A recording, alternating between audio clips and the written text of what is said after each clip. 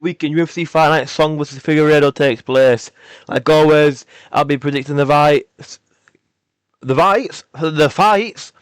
and telling you what I think will happen and how I think it'll go down. So to start off with, we have Alex Perez versus Sumudaji. Now, a very good flyweight fight. Decent fight. I like Alex Perez. I've got no issue with the guy. Coming off a win against Charles Johnson by knockout. Very good win for Perez. Sumudaji on a 3-fight winning streak as we speak. Started off with meeting Mitch Raposo, then Kevin Borjas, then Jesus Aguilar, all by decision.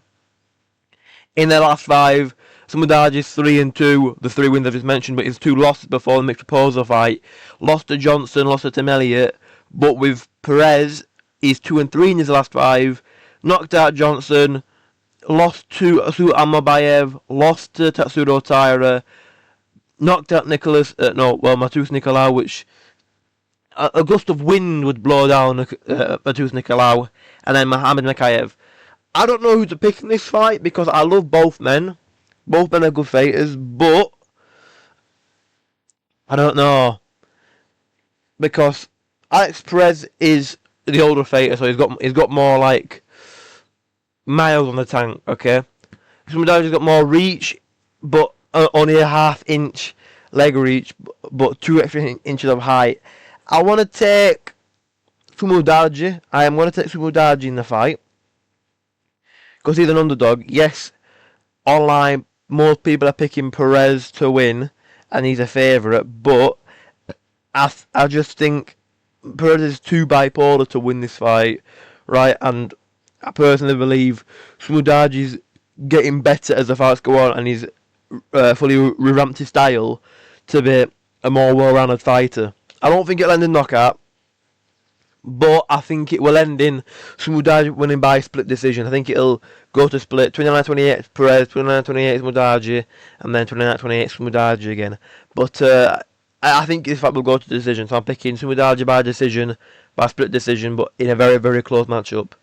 Then we have Muslim Salikov versus Jake Matthews. I love Jake Matthews. I've been watching the guy for ages now. I love Jake Matthews. He's a well-rounded fighter.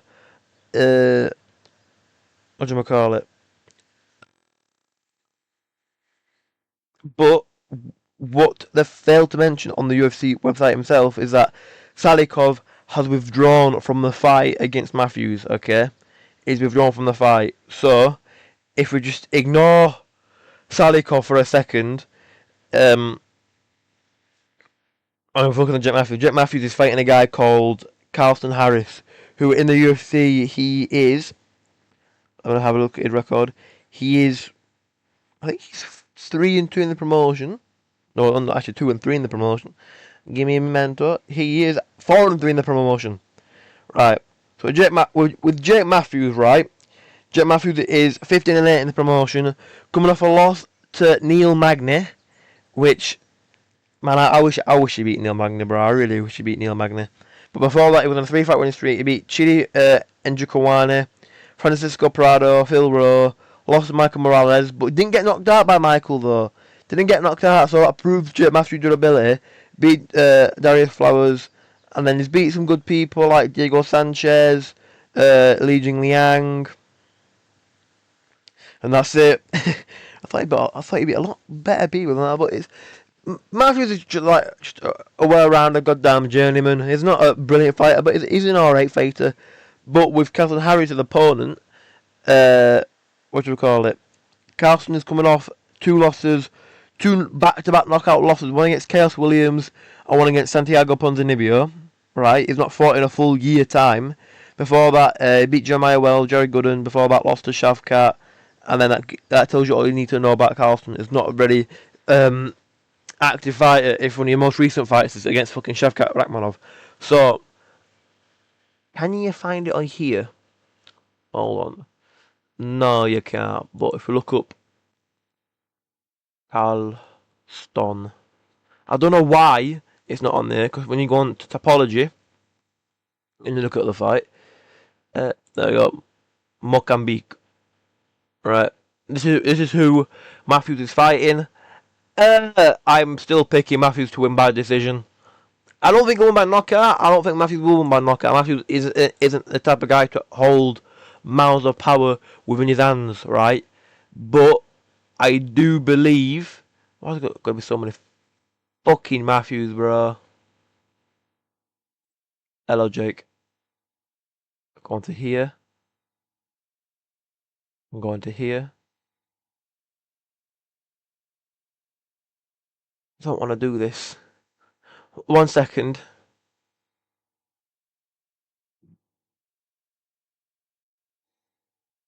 I apologise for that little malfunction there, but I tried getting back onto this screen and it took me to go down live events. But yeah, Jake Matthews by decision.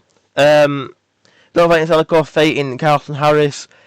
Carlson's been knocked out in the last 2 fights. I personally believe that Matthews can't knock him out because Matthews isn't the type of guy to hold a lot of power.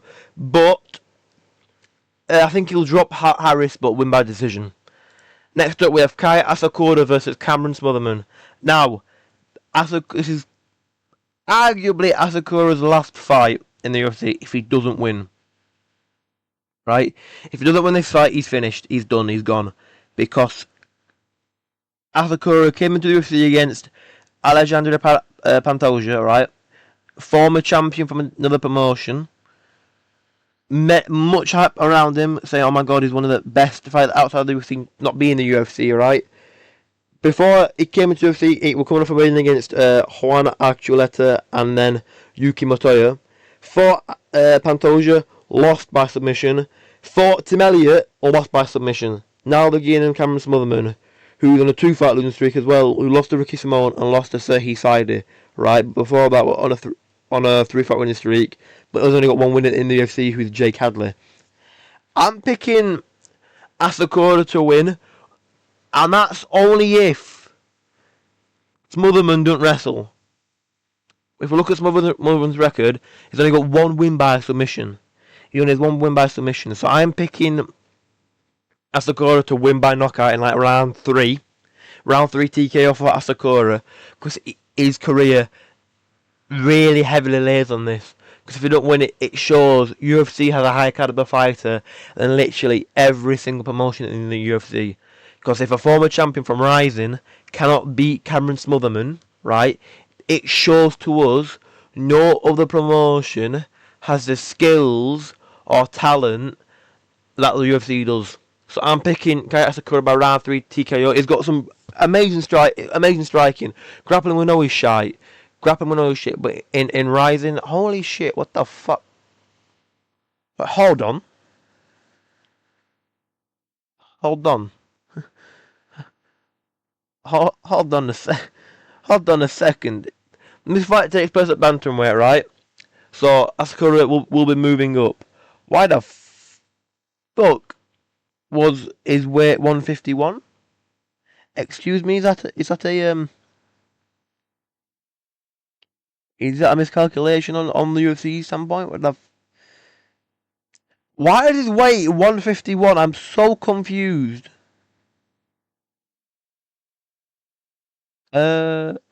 Oh, I remember now. Some other one with a guy that fucking fainted. I've just remembered now. Some other one with a guy that fainted at weigh-ins after weighing 151. Okay, I get it now. But still, Asakura by knockout round 3. He's too watered down. Look at the boy. He looks even knocking in a goddamn fight standpoint preview. But yeah, Asakura by knockout. Then we have Pavlovich versus Teixeira. Pavlovich by knockout in round 1. Solely because Taliesin is shite. If you take Tai Tuivasa to a decision and you cannot submit the guy and you cannot knock the guy out, you are shit. You're wank. Because I love Tai Tuivasa, but he's not the best of fighters. I personally do believe Pavlovich will do what Derek did and just go and lob big fuck off right hands and knock him down. Because his chin isn't the best. Taliesin's chin is overrated as fuck, in my opinion, and he's tall, so it's easier for Pavlovich to catch him. Although Pavlovich is older, is 4 inches shorter, he's got one extra inch of reach compared to Teixeira, right? Teixeira ain't making it past round 1, in my opinion. Pavlovich round 1 knockout any day of the fucking week. I'm taking this guy's got such good striking and power. It's immense. And also in his last few fights, he's got some decent wrestling and all. And Teixeira played heavily in his wrestling in his last fight against Tuivasa. So if goddamn Pavlovich counter wrestles him, he's fucked because he's a big fat bastard. So I'm taking Pavlovich by knockout, but Pavlovich by decision is also a good shout in case if Teixeira tries wrestling and Pavlovich goes, nah, I'll not allow that, and wrestles him back. For the co-main, we have Zhang Min Yang versus Alonzo Menifield. Right then, now then. It is 2026 and we are still getting Alonzo Menifield co-main events, but okay. Alonzo Menifield, the one fighter in the UFC who seems to be doing well and gets put out cold. In the UFC, Alonzo is 10-6, right? Came into the UFC in 2019. Beat Vinicius Moreira, beat Paul Craig, lost to Devin Clark or Vincent Prue, 2-fight winning streak again. Fabio Charan, Ed Herman, lost to William Knight, went on a 4-fight winning streak. Beat Askar Mojalov, beat Misha Serkinov, beat Jimmy Crew, beat Dustin Jacoby. Decent wins. Got knocked out in 12 seconds against Ulberg. Got knocked out against Mirzakhanov. Beat Julius Walker. Beat Omar Sy. Lost to Uzumir by round 1 knockout. I am picking Zhang Min Yang by knockout, right? Because it's tradition. Menifield needs a second win to complete his second losing streak. To complete his 50th second fight losing streak.